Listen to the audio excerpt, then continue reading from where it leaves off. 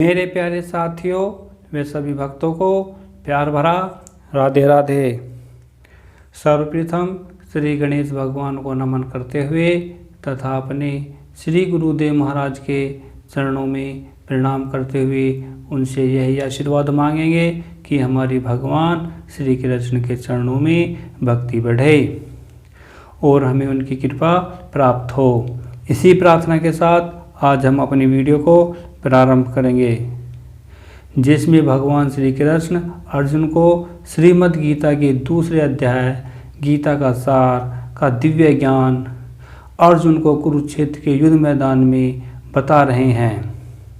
भगवान श्री कृष्ण अर्जुन से कह रहे हैं कि जो मनुष्य कृष्ण भक्ति के द्वारा परमेश्वर से संबंधित नहीं होता, उसकी न तो बुद्धि दिव्य होती है और न ही उसका मन स्थिर हो पाता है, क्योंकि कृष्ण भक्ति के बिना शांति की कोई संभावना नहीं होती और शांति के बिना उसको सुख कैसे हो सकता है।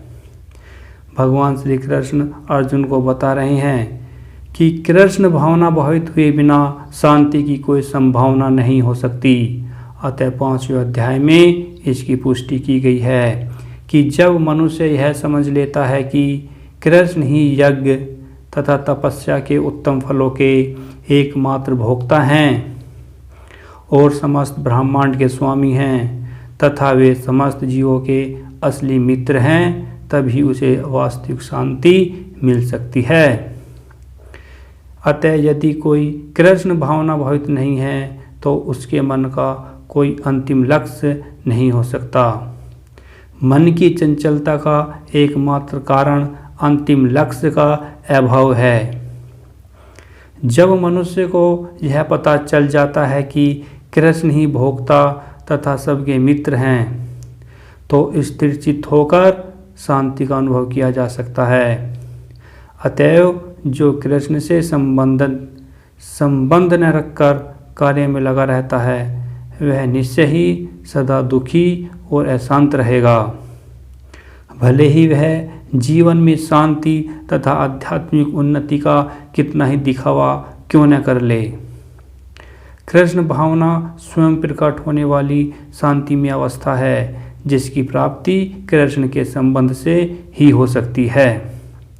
भगवान श्री कृष्ण अर्जुन को बता रहे हैं कि जिस प्रकार पानी में तैरती नाव को प्रचंड वायु दूर बहा ले जाती है, उसी प्रकार विचरणशील इंद्रियों में से कोई एक जिस पर मन निरंतर लगा रहता है, मनुष्य की बुद्धि को हर लेती है।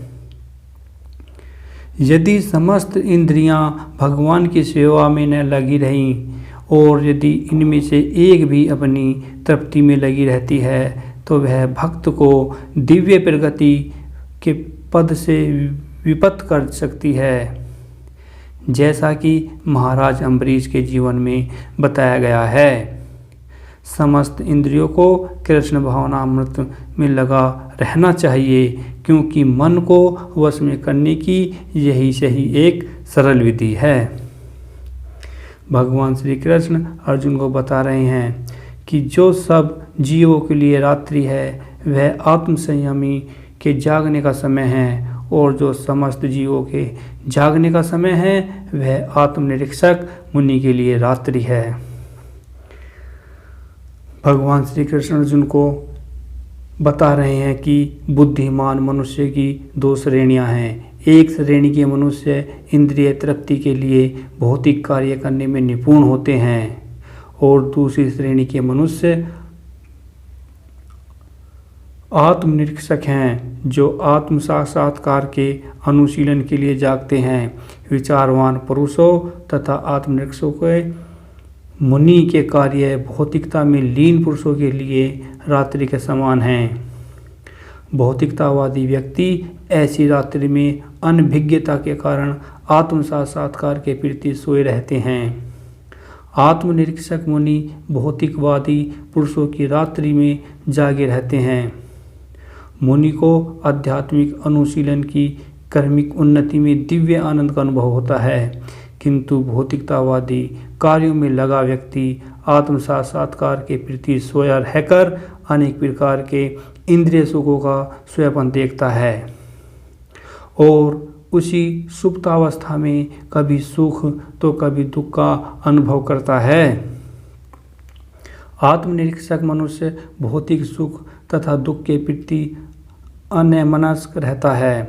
वह भौतिक हाथों से अविचलित रहकर आत्म साक्षात्कार के कार्यों में लगा रहता है। भगवान श्री कृष्ण अर्जुन को बता रहे हैं कि जो पुरुष समुद्र में निरंतर प्रवेश करती रहने वाली नदियों के समान इच्छाओं के निरंतर प्रवाह से विचलित नहीं होता और जो सदैव स्थिर रहता है, वही शांति प्राप्त कर सकता है। वह नहीं जो ऐसी इच्छाओं को तुष्ट करने की चेष्टा करता है। यद्यपि विशाल सागर में सदैव जल रहता है, किंतु वर्षा ऋतु में यह अधिकाधिक जल से भरा रहता है, तो भी सागर उतने पर ही स्थिर रहता है। न तो वह विक्षुब्ध होता है और न ही तट की सीमा का उल्लंघन करता है। यही स्थिति कृष्ण भावना भावित व्यक्ति की है। जब तक मनुष्य शरीर है तब तक इंद्रिय तृप्ति के लिए शरीर की मांगें बनी रहेंगी, किंतु भक्त अपनी पूर्णता के कारण ऐसी इच्छाओं से विचलित नहीं होता।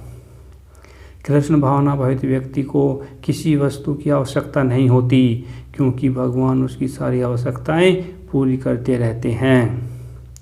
अतः वह सागर के तुल्य होता है, अपने में सदैव पूर्ण होता है। सागर में गिरने वाली नदियों के समान इच्छाएं उसके पास आ सकती हैं, किंतु वह अपने कार्य में स्थिर रहता है और इंद्रिय तृप्ति की इच्छा से रंच भर भी विचलित नहीं होता। कृष्ण भावना भावित व्यक्ति का यही प्रमाण है। इच्छाओं के होते हुए भी वह कभी इंद्रिय तृप्ति के लिए उन्मुख नहीं होता, क्योंकि वह भगवान की दिव्य प्रेमा भक्ति में तुष्ट रहता है।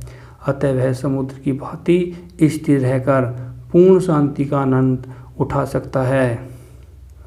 किंतु दूसरे लोग जो मुक्ति की सीमा तक इच्छाओं की पूर्ति करना चाहते हैं, फिर भौतिक सफलताओं का क्या कहना, उन्हें कभी शांति नहीं मिल पाती। मुमुक्षु तथा वे योगी सिद्धि के कामी हैं, ये सभी अपूर्ण इच्छाओं के कारण दुखी रहते हैं, किंतु कृष्ण भावना भावित पुरुष भगवत सेवा में सुखी रहता है और उसकी कोई इच्छा नहीं होती। वस्तुतः वह तो तथाकथित भवबंधन से मोक्ष की भी कामना नहीं करता। कृष्ण के भक्तों की कोई भौतिक इच्छा नहीं रहती, इसलिए वे पूर्ण शांत होते हैं। भगवान श्री कृष्ण अर्जुन को बता रहे हैं कि जिस व्यक्ति ने इंद्रिय तृप्ति की समस्त इच्छाओं का परित्याग कर दिया है, जो इच्छाओं से रहित रहता है और जिसने सारी ममता त्याग दी है तथा अहंकार से रहित है, वही वास्तविक शांति को प्राप्त कर सकता है। भगवान श्री कृष्ण ने अर्जुन से कहा, यह आध्यात्मिक तथा ईश्वरीय जीवन का पथ है, जिसे प्राप्त करके मनुष्य मोहित नहीं होता। यदि कोई जीवन के अंतिम समय में भी इस तरह स्थित हो तो यह भगवत धाम में प्रवेश कर सकता है। भगवान श्री कृष्ण अर्जुन को समझा रहे हैं कि मनुष्य कृष्ण भावनामृत या दिव्य जीवन को एक क्षण में प्राप्त कर सकता है और हो सकता है कि उसे लाखों जन्मों के बाद भी वह कृष्ण भक्ति न प्राप्त करे। यह तो सत्य को समझने और स्वीकार करने की बात है। खट्वांग महाराज ने अपनी मृत्यु के कुछ मिनट पूर्व कृष्ण के शरणागत होकर ऐसी जीवन अवस्था प्राप्त कर ली। निर्वाण का अर्थ है भौतिकतावादी जीवन शैली का अंत। बौद्ध दर्शन के अनुसार इस भौतिक जीवन के पूरा होने पर केवल शून्य शेष रहता है, किंतु भगवद गीता की शिक्षा इससे भिन्न है। वास्तविक जीवन का शुभारंभ इस भौतिक जीवन के पूरा होने पर होता है।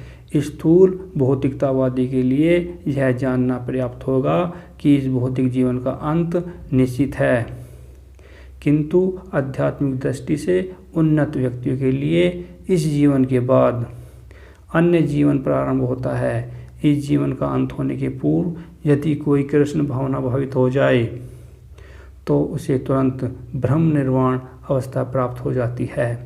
भगवत धाम तथा भगवत भक्ति के बीच का कोई अंतर नहीं है, क्योंकि दोनों चरम पद हैं। अतः भगवान की दिव्य प्रेम भक्ति में व्यस्त रहने का अर्थ है भगवत धाम को प्राप्त करना। भौतिक जगत में इंद्रिय तृप्ति विषय कार्य होते हैं और आध्यात्मिक जगत में कृष्ण भावनामृत विषय। इस जीवन में ही कृष्ण भावनामृत की प्राप्ति तत्काल ब्रह्म प्राप्ति जैसी है, और जो कृष्ण भावनामृत में स्थिर होता है वह निश्चित रूप से पहले ही भगवत धाम में प्रवेश कर चुका होता है।